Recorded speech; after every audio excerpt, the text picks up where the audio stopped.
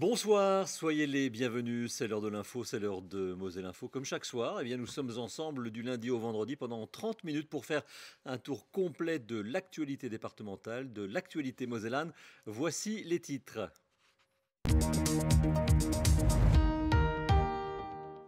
Discuter, est-ce renoncer à la violence? L'inconscient échappe-t-il à toute forme de connaissance? Sommes-nous responsables de l'avenir?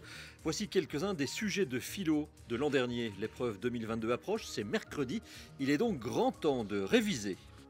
Durant l'été, les donneurs de sang sont moins nombreux que durant le reste de l'année. Pour anticiper une éventuelle pénurie de poches, il ne reste que 79 000 unités. L'établissement français du sang multiplie les dons. Les collectes ont lieu comme aujourd'hui à Saint-Symphorien.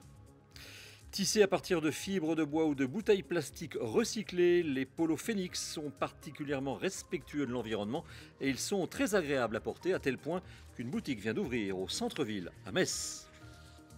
La météo de ce week-end est plutôt bonne. Samedi matin, temps partagé entre nuages et éclaircies avec 14 degrés.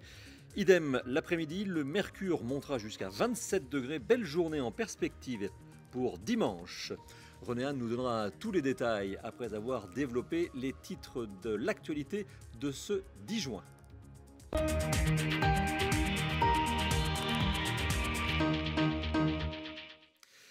Et démarrons cette édition par une information en provenance de la préfecture de la Moselle qui vient de déplacer le département en vigilance sécheresse au terme d'un printemps particulièrement sec et chaud et malgré les orages récents, le niveau des cours d'eau est en baisse. Météo France n'annonce pas de pluie significative pour les 10 prochains jours. Par conséquent, et non du coup, Laurent Touvet, le préfet de la Moselle, a placé le département en vigilance sécheresse et appelle l'ensemble des usagers, collectivités industrielles, agriculteurs et particuliers à faire preuve d'un usage mesuré de leur prélèvement et de leur consommation d'eau. Après les épreuves de spécialité passées au cours du mois de mai, les élèves de terminale planchent désormais sur leurs dernières épreuves du baccalauréat, à commencer par l'épreuve reine, la philosophie. L'échéance approche à grands pas puisque l'examen a lieu le 15 juin. Pour appréhender au mieux cette épreuve, parfois redoutée, les derniers cours de philosophie prennent la forme d'ateliers de révision. Ghislain Schumacher a assisté à l'un d'entre eux au lycée Mangin, c'est à Sarrebourg.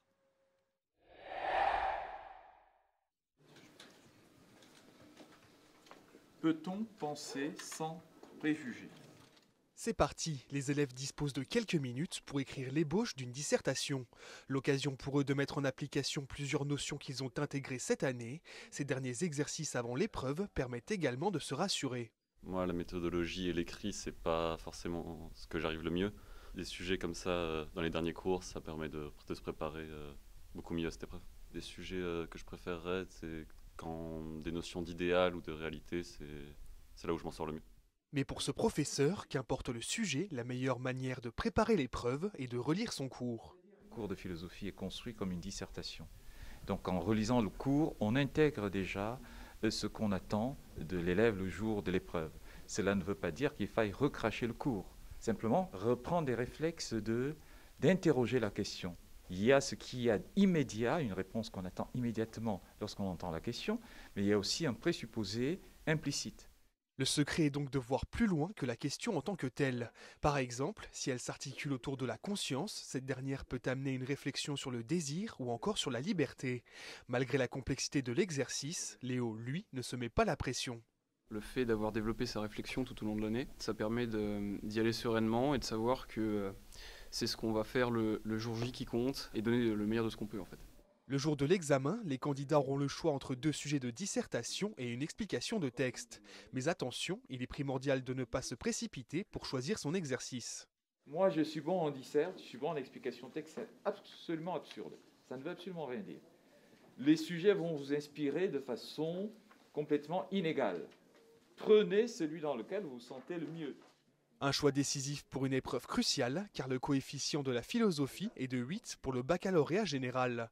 Mais malgré l'enjeu, mieux vaut que les candidats s'expriment le plus naturellement possible sur leur copie. L'élève a une langue qui est sienne. Il ne faut pas se dire le jour de l'examen, c'est la révolution. Maintenant, je vais parler comme Descartes. L'examen final, c'est la conclusion de tout ce qu'on a fait dans l'année. Il n'y a rien de particulier, c'est pour ça qu'il ne faut pas en avoir peur. Si on est préparé dans l'année, l'examen, j'allais dire, est une formalité.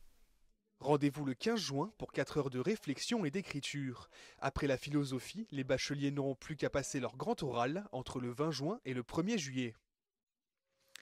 À compter de la rentrée, la ville de Yutz va mettre en place la vidéo-verbalisation qui va permettre de sanctionner 12 infractions au code de la route, stationnement, téléphone au volant, non-respect des stops, refus de priorité ou encore dépassement dangereux. Actuellement, la ville dispose de 36 caméras. De nouvelles seront installées jusqu'en 2026. Après l'aménagement de panneaux indiquant la vidéo-verbalisation dans la ville, les agents, habituellement installés au poste de vidéosurveillance, pourront donc verbaliser les conducteurs en infraction. On constate l'infraction, on prend plusieurs images qu'on met dans un coffre et ensuite on verbalise. Donc on prend notre appareil qui s'appelle un PVE, on verbalise comme on verbalise sur le terrain et ensuite le PV est directement transmis au centre de traitement des infractions à Rennes. C'est un outil supplémentaire de prévention. Je pense qu'avec cet outil, les gens seront un peu plus vigilants. Surtout aux abords, nous, ce qui nous intéresse, c'est aussi les abords d'école, enfin, c'est les lieux un peu sensibles. L'idée, c'est de continuer à travailler avec une police de proximité et de continuer dans la lignée de notre engagement de développer la vidéo protection sur l'ensemble de la ville avec un engagement de 50 000 € par an durant toute la durée du mandat. Et ce système de vidéo-verbalisation vient en complément des actions qui sont déjà mises en place par l'équipe de la police municipale et par cette vidéoprotection qui va permettre de pouvoir agir et réagir encore plus qu'aujourd'hui par rapport aux infractions. Ça permet d'être plus réactif, de pouvoir réagir plus rapidement par rapport à ce qui peut se passer dans la ville. L'idée, c'est pas faire de l'argent, parce que de toute façon, l'argent ne vient pas en totalité dans les caisses de la ville, mais c'est vraiment pour participer à une meilleure information, remontée d'informations et une meilleure protection pour nos habitants. Face à la pénurie des poches de sang et à l'approche de la période estivale, l'établissement français du sang appelle à la mobilisation. Aujourd'hui, l'EFS organisait une collecte en plein cœur, jeu de mots, de la tribune ouest de Saint-Symphorien. Parmi les donneurs se trouvaient d'anciens joueurs du club Grenat et des anonymes. Un reportage d'Anne-Sophie Gross et d'Emma Facchetti. Sous les objectifs des caméras, les anciens Grenats ont décidé de tendre leurs bras, le temps d'un don. Bon, vous êtes prêts? Ah ouais, allez-y, non, il n'y a pas de souci. Même pas peur.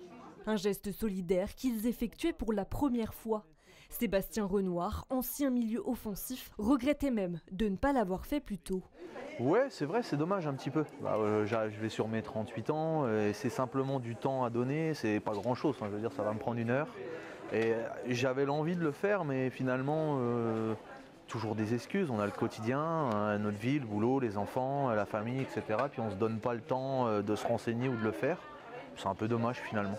Donc c'est quelque chose que je vais essayer de corriger à l'avenir. Et en tout cas, essayer de le faire plus régulièrement. Un engouement qui s'est aussi traduit par le nombre de donneurs présents lors de cette collecte. C'est vrai qu'on a vu les rendez-vous grimper de jour en jour, et tant mieux parce qu'on a vraiment besoin. Et ce côté insolite de donner son sang au stade, c'est vraiment une expérience inédite et nouvelle. Tout le monde s'est vraiment mobilisé pour que ça soit un très bel événement aujourd'hui. J'en ai discuté autour de moi, plusieurs personnes avaient décidé de venir parce que c'était ici. C'est marrant d'être dans un stade de foot pour faire ça. Et en plus, il y a des anciens joueurs qui sont là, il me semble. Ça crée une bonne ambiance et c'est mieux que dans des locaux comme dans un hôpital ou un centre de dents classique, quoi. Si organiser ça au stade, mettre à disposition nos locaux, ça pouvait permettre aux dons du sang de récolter justement encore plus de poches, il ne fallait pas s'en priver. Donc là, c'est la première fois qu'on organise un don du sang et on espère que ça en appellera d'autres. Un effet Grenat plus que bénéfique pour l'établissement français du sang, qui manque actuellement de 30 000 poches pour entamer la période estivale. Des collectes seront néanmoins organisées sur les lieux de vacances des Français pour ne jamais manquer de sang. Alors que l'on évoque souvent, trop parfois, les boutiques qui ferment au centre-ville, parlons ce soir d'une nouvelle boutique. Elle a ouvert ses portes au centre commercial Saint-Jacques. Il s'agit de la marque de polo éco-responsable Phénix, du nom de cet oiseau mythique qui renaît de ses cendres. Un mythe et un nom qui n'ont pas été choisis au hasard, comme nous l'explique Anne-Sophie Gross. Depuis près de 2 ans, Benjamin Martinez ne cesse de faire grandir sa marque de vêtements éthiques. D'abord disponible uniquement par Internet, les polos Phénix se font désormais une place au sein du Centre Saint-Jacques à Metz. Une suite logique pour cette marque lorraine 100% éco-responsable. On s'est rendu compte qu'avec une boutique physique, il y avait vraiment une possibilité de pouvoir pérenniser l'activité localement et physiquement. Et on a vu avec des revendeurs locaux également que l'activité prenait et qu'ils avaient une forte demande. D'ailleurs, une vente sur deux, les clients repartent avec le produit porté. Donc c'est quand même une bonne reconnaissance et une petite fierté, ouais, effectivement, de voir qu'on fait des produits de qualité et que les gens sont contents de les porter. Et en plus de proposer des vêtements esthétiques et fabriqués à partir de matières recyclées et recyclables, Benjamin a même pensé aux détails. Du polo jusqu'à l'étiquette, rien n'a été laissé au hasard. Pour chaque produit Phénix est vendu dans ce packaging, donc boîte recyclée dans les Vosges, imprimée à l'encre végétale. Et en plus de ça, il y a deux petits goodies, donc une étiquette de traçabilité en papier ensemencé pour découvrir l'histoire du polo et un marque-page, donc qui est également en papier ensemencé, qui permet en gros, une fois que vous avez fini de vous cultiver, de le planter, et ça vous fait des fleurs comestibles. Une façon de voir les choses qui plaît, non seulement aux clients, mais aussi aux associations locales. Phénix fait désormais partie des adhérents de La Lorraine Notre Signature, un collectif qui a pour objectif de valoriser les entrepreneurs lorrains, mais avec un cahier des charges très exigeant. Il doit avoir un site de production en Lorraine et il doit aussi utiliser un maximum des produits de matières premières qui viennent de notre région. Consommer des produits de La Lorraine Notre Signature, c'est contribuer à l'économie de notre région et aussi à la conservation des emplois en Lorraine. Prochains objectifs pour la marque, lancer un atelier de confection participatif, mais aussi un système de parrainage, de quoi rendre la marque la plus accessible possible, sans renier ses valeurs environnementales. Voilà, et Phénix qui bénéficie également du label Moselle sans limite. Tout de suite, la rubrique grand format.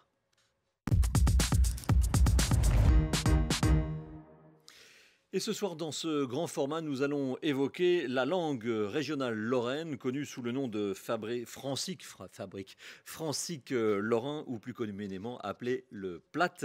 Longtemps, on a cru à tort que le platte ne se transmettait qu'à l'oral. Un comité scientifique montre qu'il n'en est rien. Voyez ce reportage de nos confrères de Mosaïque Cristal. Depuis quand écrit-on en platte ? Depuis l'ouverture de la médiathèque communautaire ?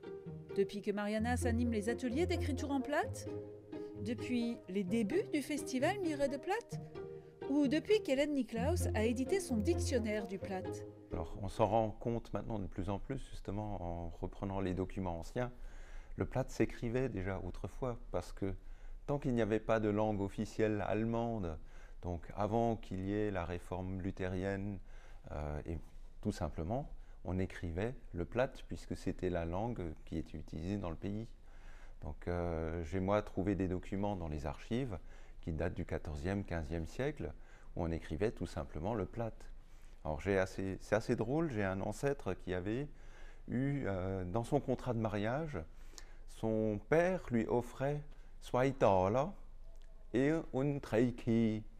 Et c'était écrit évidemment en platte puisque c'était la langue qui était utilisée. Bien sûr, c'était pas l'allemand standard, hein, bien sûr. Là, le fameux dollar a donné le dollar, hein, justement. Vous voyez, donc oui, c'est une langue qui s'écrit depuis longtemps avant. Donc le platte s'écrit depuis des siècles, mais a été noyé par la standardisation de l'écriture allemande. Doit-on encore le rappeler, le platte est plus ancien que l'allemand. Si l'on a continué à parler platte, au fil du temps, on a oublié qu'il s'écrivait.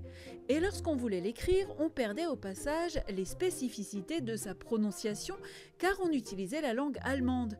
Et selon qu'on soit du Beecherland, de Sarreguemines, de Merlebach ou de Boulay, Meret Netzelva. C'est pas seulement le fait d'écrire, il faut aussi se faire comprendre. Et c'est là que résidait la difficulté.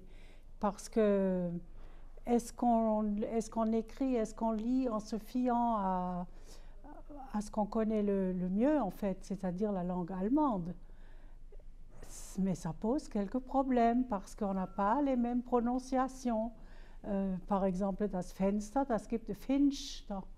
Le ST ne se prononce plus de la même manière. Donc, c'est un petit exemple tout bête où il fallait trouver une manière d'écrire où il y a encore une autre problématique. Par exemple, entre le pays de Bitche et Sarreguemines, on dit « ich », mais à Sarreguemines, on dit « ich ». Nous n'avons pas ce CH chuinté. Partant de ce constat et avec le souci de la conservation de la langue et de ses variantes, un comité scientifique a travaillé sur une écriture permettant de mettre sur papier les variantes si riches de notre plate. On a trouvé des solutions, on a voulu que notre manière d'écrire s'applique à toutes les variantes de dialecte, que ça aille de Boulay, Thionville à celui qui avait chapeauté ça, le professeur Rudlet, jusqu'au sud de l'Alsace, qu'on puisse rendre d'une manière uniforme toutes les sonorités du dialecte. On ne saura jamais si Charlemagne, qui parlait plate, fêtait Weihnachten ou Weihnachten, mais aujourd'hui, on est capable d'écrire tous les sons. Depuis 15 ans, un atelier d'écriture en plate permet de travailler sur la langue avec ses variantes. L'atelier permet de dresser des lexiques thématiques qui sont publiés chaque année au moment du festival Miré de Plate. Un travail de fourmi autour d'une langue bien vivante. On retrouve ainsi des voyelles avec différents accents ou trémas qui permettent d'avoir des sons intermédiaires, comme le A et le O, et lorsqu'elle est longue, elle est doublée. Ayo. Et puis la langue véhicule aussi une culture, c'est pourquoi il est important d'en garder une trace écrite. En ce moment, on travaille, on a trouvé un nouveau sujet parce qu'on change de sujet tous les ans. Hein. Et là, on a attaqué entre guillemets, hein, des anecdotes, des personnages représentatifs de localités du coin. Et on s'est rendu compte que beaucoup de gens ont beaucoup de choses à nous raconter et fort intéressantes. L'atelier d'écriture en plate permet ainsi de conserver la mémoire phonétique du plate, mais aussi toute la culture locale qui y est rattachée. Si le plate ne se parle plus autant qu'avant, on l'écrit davantage pour ne jamais le perdre. Des informations à propos de sport à présent et du FC Metz pour commencer. Vous le savez, c'est officiel, Frédéric Antonetti n'est plus l'entraîneur du club à la Croix de Lorraine. Le club s'est séparé du technicien corse 2 ans avant la fin de son contrat, sanctionnant ainsi la descente en Ligue 2. Les successeurs sont au nombre de 4 au minimum pour l'instant. Emilio Ferreira, il a fait monter Serein en première division. Omar Daf, l'ancien Sochalien. Jean-Louis Garcia, ancien coach de Troyes, Nancy et Serein. Et Laszlo Bologna, lui aussi passé sur le banc de Nancy et qui a la particularité d'avoir travaillé avec Lucien Donofrio au Standard de Liège. Lucien Donofrio, dont le nom revient régulièrement pour le poste de directeur sportif. Pour le moment, rien ne filtre des choix présidentiels. Bernard Serein travaille dans la discrétion et surtout sans aucune précipitation. Et puis une dernière information à propos du FC Metz, elle vient de tomber. La campagne d'abonnement pour la saison 2021-2022 démarrera officiellement mercredi le 15 juin. Sport toujours en basket, cette fois les canonniers changent eux aussi d'entraîneur. Stéphane Franzel, sur le banc de l'équipe de National 2, paie sa mauvaise gestion des playoffs au terme desquels le club a raté sa montée en N1, son objectif affiché en début de saison dernière et qui sera l'objectif pour la prochaine saison. Là aussi, le nom de son successeur n'est pas encore connu. Des nouvelles à présent de Philippe Bonneau, cet habitant de Semécourt, au nord de Metz, qui traverse la France à la marche de la Moselle jusqu'aux Pyrénées pour récolter des fonds pour la lutte contre le cancer. Un exploit que Moselle TV vous fait vivre au quotidien dans Moselle Info. Je vous propose d'écouter Philippe Bonneau. Après son 3e jour de marche, il arrive tout près de Dijon. Tendez bien l'oreille. La journée a été bonne, le soleil arrive, contrairement à hier où il y a eu beaucoup d'eau. Voilà, une bonne journée encore une fois, perdue dans la nature. Là on est un peu plus en ville, donc ça circule un peu plus. Bon, la route, il faut faire attention, mais sinon tout se passe bien. Il n'y a pas trop de bobos pour l'instant. Et puis voilà, on approche tout doucement de Dijon, on commence à être un petit peu dépaysé. L'équipe est vraiment formidable avec moi, donc il n'y a pas de raison que ça ne continue pas. Et voilà, pour l'instant, 1890 € ont été collectés sur la cagnotte Hello Asso qui sera reversée à la Ligue contre le cancer. On retrouvera bien évidemment la suite du parcours de Philippe Bonneau dans Moselle Info. Je vous rappelle que l'arrivée est prévue à Azy, dans l'Aude, le 18 juin. Comme chaque vendredi, la rédaction de Moselle Info vous suggère des idées de sortie pour le week-end. Au programme de cette sélection effectuée par Chloé Gaillard et Emma Facchetti, un salon du livre, une brocante, du VTT et bien entendu le festival de la bande dessinée à Malbrouck. Ça y est, c'est le week-end. Alors, vous vous demandez probablement que faire durant ces 2 prochains jours. Ne cherchez plus et suivez le guide 100% mosellan. Tout le week-end, le château de Malbrouck accueillera le festival de la BD. Cette 5e édition sera parrainée par l'auteur-dessinateur Nicolas Tabary, célèbre pour avoir réalisé Is No Good. Une trentaine d'auteurs, de scénaristes et de dessinateurs venus de tous horizons exposeront aussi. Toujours dans le même registre et tout au long du week-end, Forbach organisera son premier salon du livre. Le centre de congrès de Burghoff accueillera une 50aine d'auteurs. Petits et grands pourront se plonger dans des ouvrages jeunesse, bande dessinée, littérature ou encore cuisine et jardin. Dimanche, la porte des Allemands de Metz s'animera encore et toujours avec les frigos. Objets en tout genre et vêtements de seconde main seront à nicher à ciel ouvert à partir de 11h. Une brocante festive ponctuée par un brunch musical l'après-midi. Enfin, terminons sur un peu d'exercice physique. Phalsbourg vous donne rendez-vous dimanche matin à partir de 7h. 2 randonnées vélo seront organisées en simultané, l'une en tout-terrain, l'autre sur la route. 8 circuits différents seront praticables allant de 25 à 143 km. Musique, flânerie, littérature, rencontres ou encore sport, le week-end sera riche d'animations, alors profitez-en bien et rendez-vous la semaine prochaine. Et puis ce week-end, il y aura une autre activité, ce sont évidemment les législatives. Bonsoir Arnaud Demerlet pour évoquer les législatives. Bonsoir Jérôme Bergerot. Après Raphaël Rosa qui est la benjamine de ce scrutin pour les Républicains dans la 8e circonscription, Esther Lec pour la NUPES dans la 1re circonscription et Émilie Krener pour le Modem et Renaissance dans la 4e circonscription. Eh bien, vous vous intéressez aujourd'hui à Alexandre Loubet. Oui, c'est l'autre parachuté du Rassemblement national en Moselle avec Laurent Jacobelli. Alexandre Loubet, originaire d'Occitanie, tout simplement le directeur de la communication du parti de Marine Le Pen. Il se présente dans la 7e circonscription face à la sortante Hélène Zannier. Voici son portrait concocté par Lucie Philippot. Ça fait 10 ans que je colle des affiches et c'est toujours un régal. Manche relevée et brosse pleine de colle, ça ne fait aucun doute, Alexandre Loubet est bel et bien en campagne. C'est la première fois que je colle ma tête. En effet, c'est une première pour cet homme de 27 ans. Il est candidat pour la 7e circonscription de la Moselle, sous la casquette du Rassemblement national. Depuis déjà plusieurs semaines, avec des militants, il arpente les marchés et les rues avec ses tracts pour se présenter aux Mosellans. Tous les jours, quasiment, on fait un marché le matin. L'après-midi, c'est vrai que je me consacre beaucoup à mon travail, mais aussi à rencontrer des acteurs socioprofessionnels de la circonscription qui ne veulent pas forcément s'afficher, mais qui en tout cas soutiennent notre cause et voteront pour nous. Et donc une hâte, c'est d'avoir enfin quelqu'un qui portera leur voix à l'Assemblée nationale, ce que je ferai avec grand plaisir. Donc voilà, et évidemment le soir, décollage, puisqu'il faut coller les 188 panneaux officiels de la circonscription. Et que certains partis préfèrent payer des sociétés pour le faire. Nous, on s'appuie sur notre réseau militant et je le fais moi-même, puisque j'adore ça. Et que je crois que être un bon élu, c'est aussi être le premier des militants. Alexandre Loubet est aussi directeur de la communication du Rassemblement national, une mission à temps plein qui lui laisse peu de répit, mais qu'il arrive parfaitement à combiner avec la campagne législative. Bah écoute, je te tiens au courant.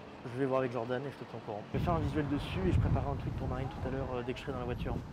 Merci. Cette proximité avec Marine Le Pen et Jordan Bardella est, selon lui, un atout pour sa candidature, malgré qu'il ait été parachuté dans cette 7e circonscription. Je crois que c'est essentiellement que je connais les rouages de l'Assemblée, parce que j'y ai travaillé quelques temps et j'ai une proximité avec Marine Le Pen et Jordan Bardella qui fait que les enjeux des Mosellans, finalement, auront l'oreille de Marine Le Pen. Et ça, je crois que c'est important. Bonjour madame, pour les élections législatives, je suis votre candidat pour le RN. Engagé en politique depuis ses 18 ans, le candidat sait que la jeunesse peut être une force pour son parti. C'est symptomatique de la volonté du Rassemblement national de mettre en avant une nouvelle génération, pour la simple et bonne raison que si on demande aujourd'hui aux gens d'aller voter, c'est justement qu'ils aillent voter pour l'avenir du pays. Et l'avenir du pays, c'est sa jeunesse. Donc c'est bien, je crois, aujourd'hui qu'il y ait beaucoup de jeunes qui soient candidats. Et le Rassemblement national mise beaucoup sur la jeunesse aujourd'hui. Et vraiment, j'invite les gens qui nous regardent à aller voter aujourd'hui, les 12 et 19 juin, parce qu'il en va de l'avenir du pays, mais aussi de l'avenir des générations qui suivront. En attendant les 12 et 19 juin prochains, Alexandre Loubet continuera sa campagne pour faire entendre ses idées. Et puis Arnaud, à quelques heures donc du premier tour, vous avez relevé 4 enjeux principaux. À commencer par l'abstention, on peut craindre vraiment pas le pire, mais peut-être un taux de 60% d'abstention. On se souvient qu'en 2017, donc lors du premier tour en Moselle, le taux d'abstention était de 51,3% et au deuxième surtout 57,4%. Parmi les autres enjeux, on verra si La République En Marche réalise quasiment le grand chelem comme en 2017, puisque à l'époque, 8 candidats, 8 députés sur 9.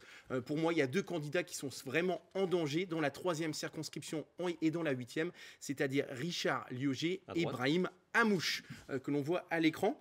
L'autre incertitude, dans la 1re, la 2e et la 3e circonscription, c'est-à-dire à Metz, quid de la majorité municipale avec Marie-Louise Kunz, Thierry Horry et Nathalie Colin-Osterlé. On se rappelle qu'au départemental, eh bien, la majorité municipale avait réalisé le grand chelem. Là, on peut penser que la majorité municipale peut tirer son épingle du jeu, respectivement contre Belkir Belhaddad, Ludovic Mendes et Richard Liogé. Et puis enfin, on surveillera beaucoup ce dimanche la 8e circonscription avec Laurent Jacobelli qui fait presque figure de favori dans cette circonscription.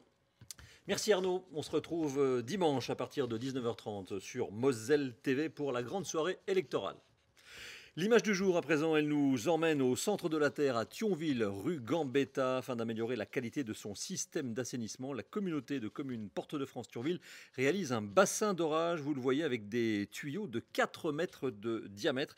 Ils sont nécessaires pour collecter les eaux usées. Ce sera à la fin de l'année, la fin du chantier. Voilà, c'est la fin de Moselle Info. Je vous souhaite un excellent week-end avec nous et vous l'aurez sans doute remarqué pour les fans de la chaîne. Aujourd'hui est un jour particulier puisque nous fêtons le 12e anniversaire de ce qui s'appelait à l'époque le 10 juin 2010. C'est ça, le 10 juin 2010, Mirabel TV. Bonne fête et bon anniversaire plutôt à Moselle TV. Et que la vie soit encore longue sur le canal 33 de la TNT. Bonsoir.